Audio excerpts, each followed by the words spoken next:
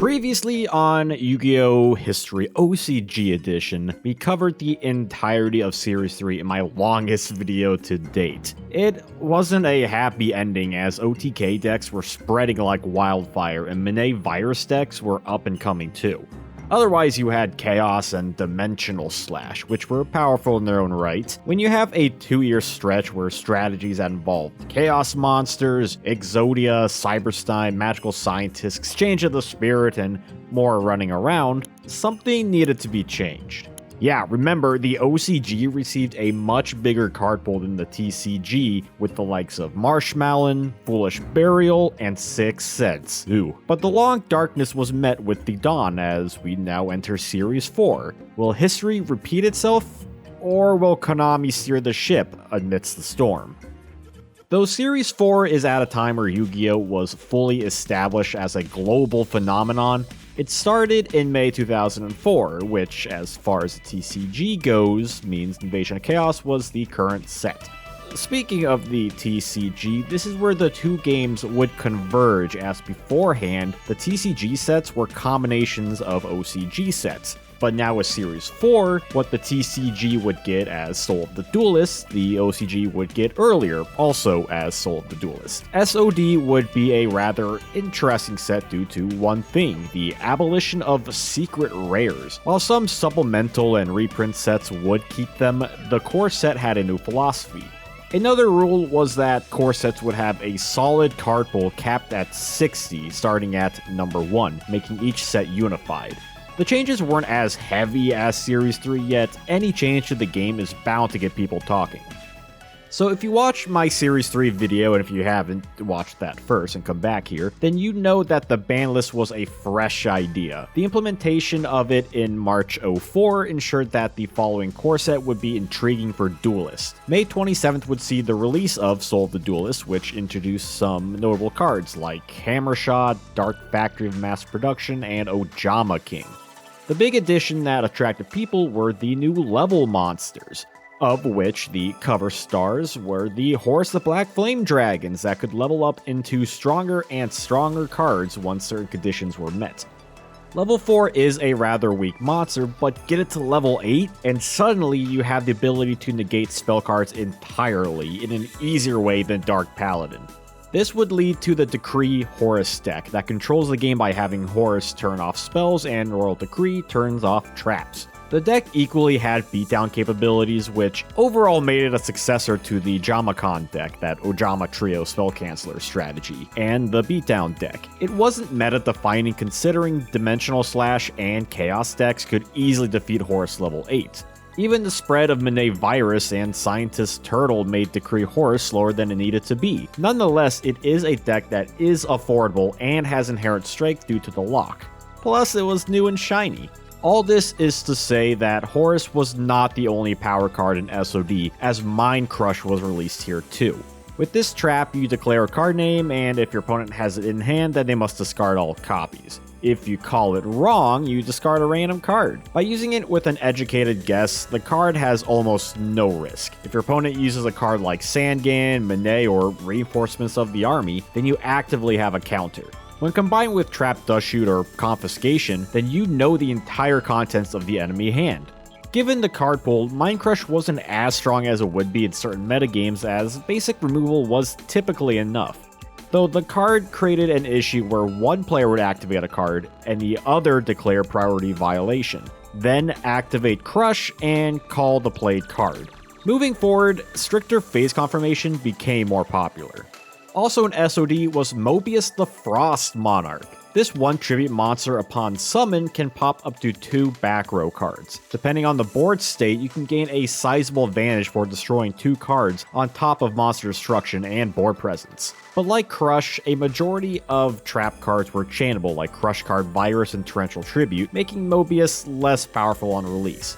And equally in similarity, the abundance of DD monsters mitigated any offensive pressure Mobius would provide. On paper, however, Mobius was technically quite strong. To summarize SOD in a single sentence, it was a set that may have been ahead of its time. The same cannot be stated on the July 2004 release of Limited Edition 6, a special pack distributed by Weekly Shonen Jump. This introduced the gadgets into the game. These are 3 colorful, low-level machines that search one another in rotation style. The advantage these have is that they immediately obtain advantage upon summon, as opposed to a card like Mystic Tomato or Sangan that needs to be destroyed or removed respectively first. Since you'd run all of them to make use of their effects, the constant well of resources would widen the advantage gap in the long term. Gadgets as a strategy could fit in any beatdown deck. Removal Gadget is a basic yet powerful deck to back up your weak gadgets with singular forms of removal like Smash and Ground and Sakuretsu Armor.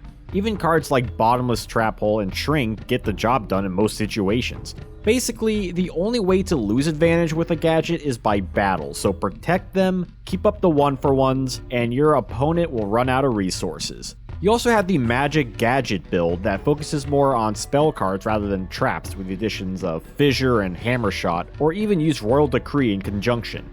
There's also a Dimensional Slash gadget build that considers the DD monsters as a form of removal. However, the bulk of monsters can sometimes hurt the strategy unless you ran Ultimate Offering, a card that was theorized for gadgets from the start. Generally speaking though, Removal Gadget was the standard build.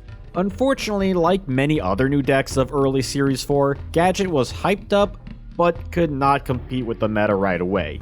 It just didn't have the same firepower as Chaos, No Chaos, which as a reminder was Good Stuff sans Chaos, and Dimensional Slash. Even with the ban list, power cards were still just as rampant. For example, why run Sakuretsu Armor when you can run Change of Hearts, which doesn't exactly mesh well with gadgets? You can continue the mindset from there. Magical Scientist, Mirage and Nightmare, Sixth Sense, etc. Start incorporating No Chaos builds into Gadget, and suddenly you lose what made Gadgets unique, since you need to run anywhere from 6 to 9 gadgets, which at this point would be considered a handicap. Clearly, the issues of Series 3 were still prevalent. It was around this time that the 2004 World Championship took place, where Chaos swept the scene due to inherent strength and discrepancies in both card pools. At the end of July, we'd see the Yu-Gi-Oh! Capsule Monster Coliseum promotional card, Abyss Soldier. A water-themed bouncing effect with high offensive pressure to boot. Nice. Though the water discard is limiting and is technically a disadvantage, it makes for a card that is better in No Chaos decks.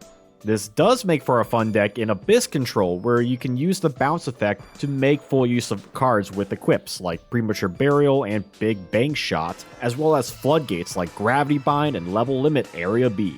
There's also the simple use of Sinister Serpent as an infinite resource, easily found with Foolish Burial. The deck would also synergize well with Mobius due to it being used for cost if it was dead in hand.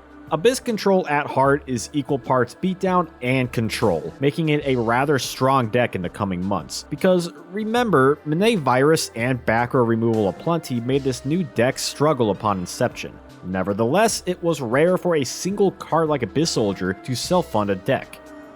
It was also around this time that Virus Chaos was emerging. It's a deck that incorporated these strong aspects of Monet Virus, with monsters safe from that build like Spirit Reaper, all gearing towards explosive Chaos plays. But then on August 5th, 2004, Rise of Destiny would come out. Rise would feature a number of new, powerful cards. Thestalos the Fire Monarch, Fusilier Dragon the Dual Mode Beast, Dakochi the Battle Chanted Locomotive, Machine Duplication, Jingzhen Hu, and Divine Wrath. All this is to say that Rise was rich with content. Focusing on one single card, none other caught the eyes of duelists more than the Monster Reincarnation. Discard a card to add a monster from your grave back to your hand. While it does cost you a card, you could combo it with Serpent or Night Assailant, more so for the Assailant FTK deck. Discarding allowed you to salvage any monster, which had the unique utility compared to Monster Reborn in regard to cards like Magician of Faith, Breaker the Magical Warrior, and yes, even Chaos monsters. If Chaos Emperor Dragon was discarded due to Crush card, you could add the card back with Reincarnation, in which CCV did not look at cards added back to the hand. In short, while it has some drawbacks, it was certainly a great card as a countermeasure for those pesky virus decks. If we take that dial out of focus and refocus, we'll see another fascinating new card of the format, Serial Spell, a quick play that, at the discard of your hand, repeats a normal spell you just activated. A chain repeat with a hefty cost may not sound very fun, and I totally get it. But then think about all the applications in which Faith or Excavation may not be of use, since the former needs to be flipped and the latter needs minimum 2 cards in hand. Think Scientist Turtle that can duplicate Last Will. Victory ensues. And since Serial Spell copies the effect, this is a way to bypass costs like with Monster Gate.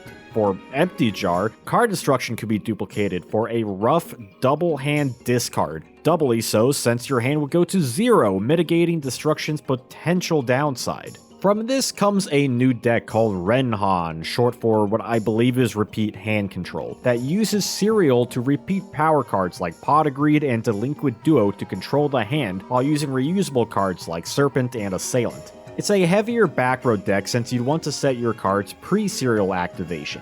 This is probably how Konami intended the card to be used, and not like how Empty Jar or Cyan Turtle could make use of it, although Renhan didn't really see play until 2005 due to the climate. It was just an interesting and new deck that was too unstable to make any real waves. That same day, Premium Pack 7 would be released, with what we would know as the Yu-Gi-Oh! Movie exclusive pack containing mostly terrible cards. Except for one, Return from the Different Dimension. It's a trap similar to Dimension Fusion, but this one costs half of your life points, which means it's always active. Plus, it returns only your banished monsters and not your opponent's like Fusion does. You can also activate it during your opponent's turn for a 1-turn wall. Downside being that half your life can be a little or it can be a lot, in addition to your monsters being returned to the banished zone during the end phase. Either or, both cards are extremely powerful for hard-hitting blows. You may be already thinking about the applications of this in the Dimensional Slash deck, a deck that essentially autofills the banished zone. With cards like DD Warrior Lady and DD Assailant, your returns could typically deal with any opposing monster and end games. So now Duelist has to keep in mind the banished zone more than ever. After all, D-Slash is really the only deck at the time to make advantage of banishment, although Chaos was able to use Return due to their own banishing requirements. They still were less effective with it since both Envoys were only at 1 copy, and Virus Chaos became the popular build. With a single day of releases, Cyan Turtle, Empty Jar, Assailant FTK, and D-Slash decks have all gained strength. Then came September 1st, 2004, and a new ban list hit the scene. A ton of cards were now forbidden. CED, Sangan, Witch, Dark Hole, Charity, Reborn, United We Stand, and Mirror Force, with the unbanning of Cyber and Fiber Jars, Injection Fairy Lily, Change of Heart, and Painful Choice. And otherwise newly limited, Protector of the Sanctuary, MST, CCV, Sixth Sense, and TT. Needless to say, this was a big list, with Konami being clear that the power ceiling needed to be lowered. Now the big Envoy was banned, and big cards that have been around for a long time like Sangan and Charity were gone as well. So all of a sudden, there's less searchers, revival, draw, and removal cards. Many decks were affected by this. Chaos, No Chaos, D-Slash, and Monet Virus, especially in regards to Chaos since a pillar was removed. The only odd card from the bunch was United, which appears to have been another Konami is scared move. In regards to limited cards, it was seen as another positive balance, with Sixth Sense being the most needed hit to severely limit the dice games. CCV, while still playable, ruined the Virus deck and thus ended the apparent Virus hell. MST and TT were generically used enough that limiting them made perfect sense. Sanctuary was hit due to combo degeneracy. On the flip side, the group of unbanned cards were limited as a wait and see for their meta utility. This was interesting as it was the first time cards came off the ban list and thus told duelists that cards were not locked in forever once banned.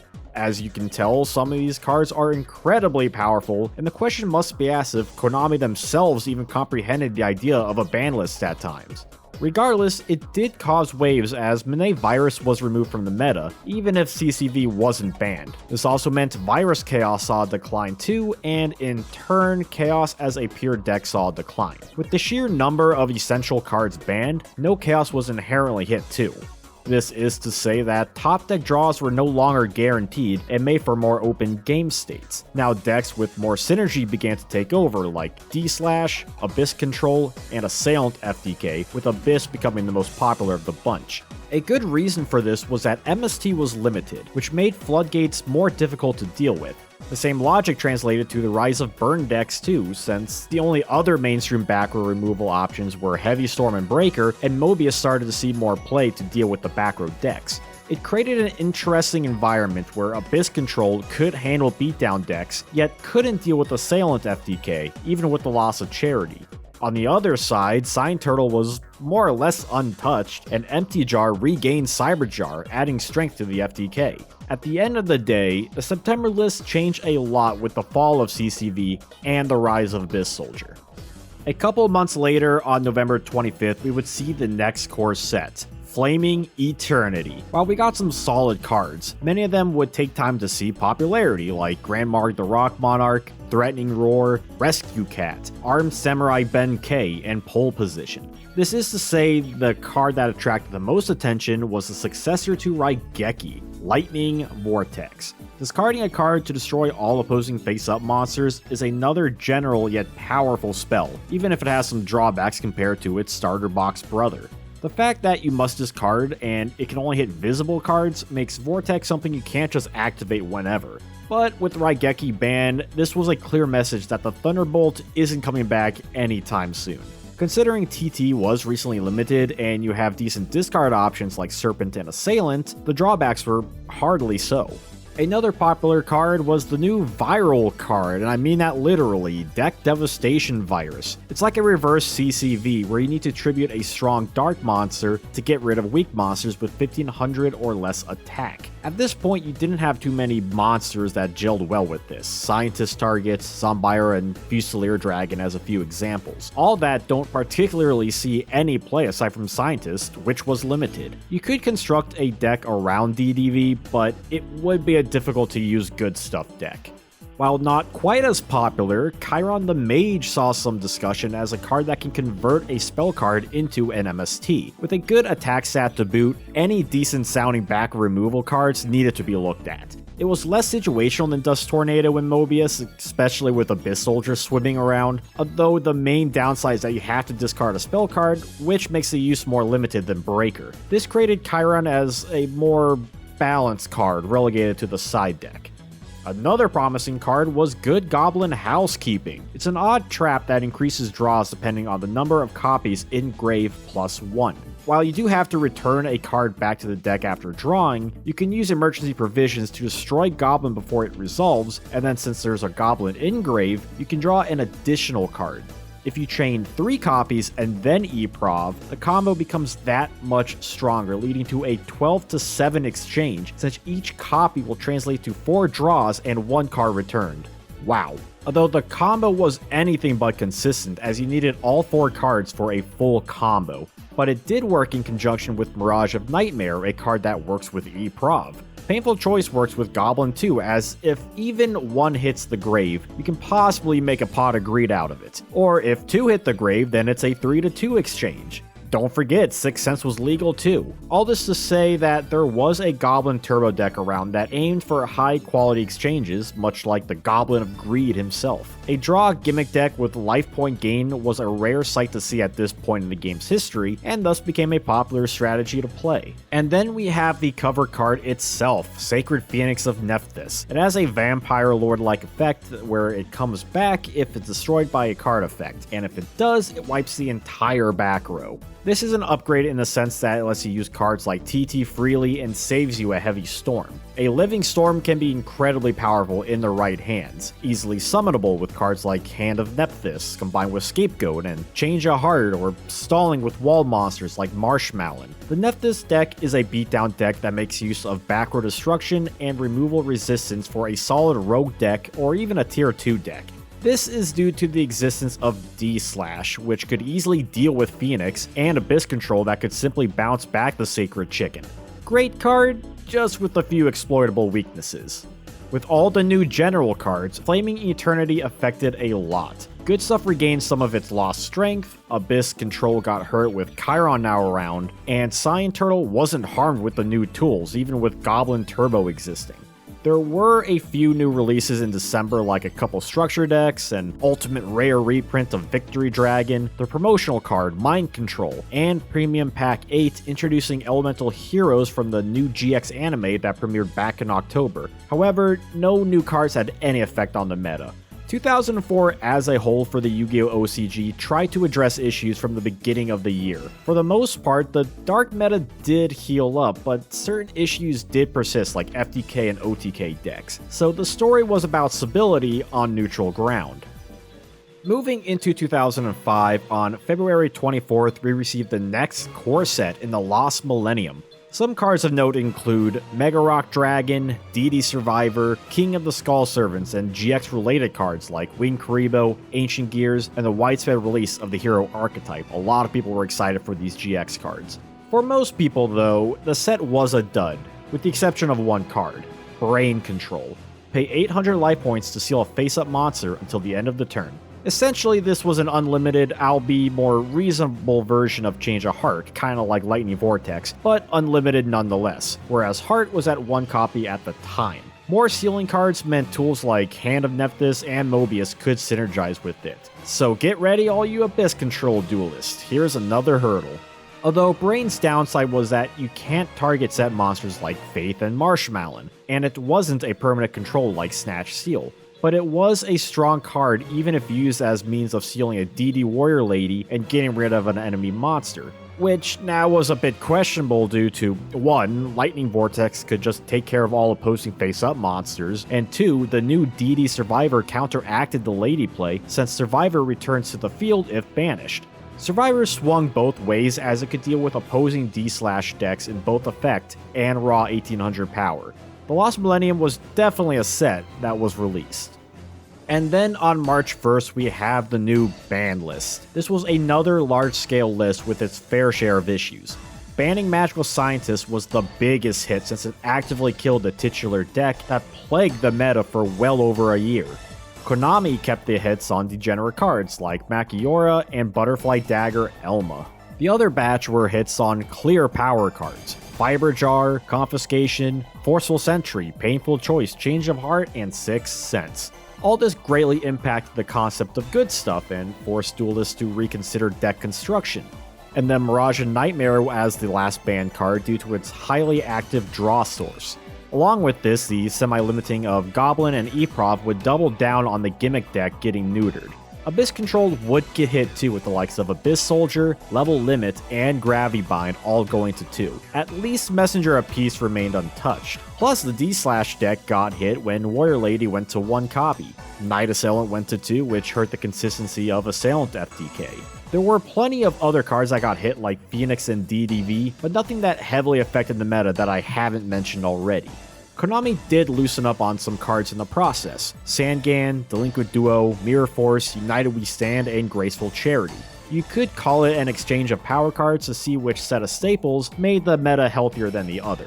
The impact of the March 2005 list was nothing short of game warping. Standard builds were no longer standard. Goblin Turbo died, Cyan Turtle died, Abyss Control got weakened, and the use of Assailant FTK and D/ declined. The battle lines needed to be redrawn in the upcoming environment, but the news of the list was positive for the game's overall health. Hey, remember GOAT format? With the new landscape, a new deck emerged called Mutant Chaos, or perhaps known as Thousand Eyes Lockdown, or better known as GOAT Control. A deck that incorporated Scapegoat, Metamorphosis, Tsukiyomi, Thousand Eyes Restrict, and BLS for a control deck. Beforehand, Metamorphosis was not a played card, but with good stuff in decline, the speed of the game was re-evaluated, and as such, Scapegoat was viewed as a solid defensive tool and meta was its dance partner. There is also the theory that duelists knew of the impending release of Cyber Dragon, and with the recent semi-limiting relaxing of Vampire Lord, the obscure Mutant Balter deck would theoretically gain strength, but before that happens, Scapegoat would make the best use of meta and thus the deck came to be. Theoretically. Regardless of origin stories, Mutant Chaos quickly swept the scene. An answer for this was a deck called Abyss Oppression. In a similar fashion to Abyss Control, the deck attempts to block special summoning with Royal Oppression, since traditional stun cards don't affect Thousand Eyes Restrict. Quickly, the deck discovered that it could not keep up, even when it started to include King Tiger Wangu in a Tiger Oppression deck. We also saw the rise of Gadgets as a beatdown deck with plenty of removal. The deck could easily deal with Wangu and didn't care about Oppression. However, in similarity, Mutant Chaos proved to be too strong. It got to the point where duelists tried Abyss Mutation decks. There was a belief that Abyss Soldier was the answer to Thousand Eyes, and that meta worked with Serpent, making for a clear strategy. That is to say that it was basically just Mutant Chaos with Abyss Soldier, and thus a non-existent deck. As the environment developed, Abyss decks were swept beneath the waves.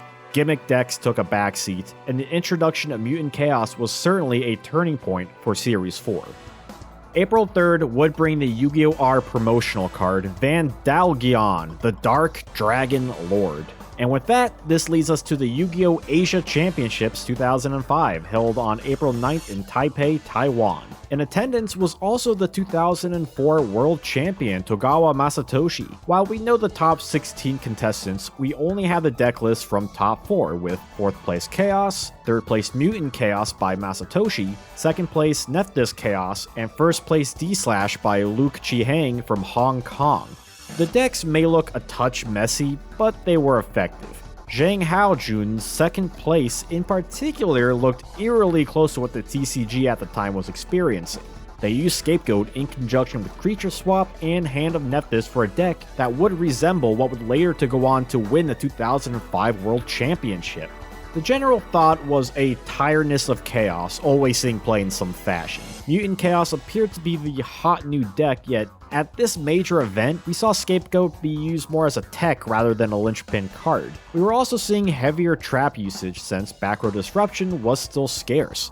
Hang managed to win using an oppressive aggro strategy, using cards like Shield Crush and Enemy Controller to break through defenses, and Traps Aplenty for protection. Clearly, D-Slash didn't decline as much as originally thought. When discussing OCG GOAT format, you can't get any more event-specific than the 2005 Asia Championship. Both GOAT formats followed their April 2005 lists, and if you continue on to May in the OCG, then you start to run into more impactful releases like Limited Edition 8 with Summoner Monk and Cybernetic Revolution. Think of Limited Edition 8 as the 2005 collectible tins in regards to Summoner Monk equals Exarion Universe for a short explanation. OCG GOAT is certainly an interesting topic in of itself because what we call GOAT format isn't called as such overseas. Still, the popular time period in another side of the world is inherently interesting. It contains all the cards we're familiar with, just with a ton of cards that have yet to be imported. Shrink, Foolish Burial, Panther Warrior, Copycat, Mystical Rep Panel, Guilford the Lightning, Crush Card Virus, Kunai with Chain, Mass Beast Desk Guardius, Toon Dark Magician Girl, Five-Headed Dragon, The Gadgets, Marshmallow, Dark Magic Curtain, Shield Crush, Magician of Black Chaos, Zero the Mant, Blue Eyes Ultimate Dragon, and so much more! And that's where today's video will end coverage. Yeah, I'm not covering the entirety of Series 4 in a single video like the other ones, because the purpose of this video was to reach the point where people would consider the format to be OCG GOATs. Otherwise, Series 4 extends to the first 5 sets of the GX era, including the Lost Millennium, something that can be discussed in a future video if you all are interested. But as Series 4 is thus far, it wasn't a major improvement from the end of Series 3. Where that series ended in what many deem a dark period, Series 4 picked up and wandered in the Shadow Realm seemingly aimlessly. Every time Konami tried to make changes, problems still persisted until they were forced to address the elephant in the room, and that was the degenerate FTK decks. By the end, the game of Yu-Gi-Oh! Was at least in a healthier place, and that's ultimately what matters.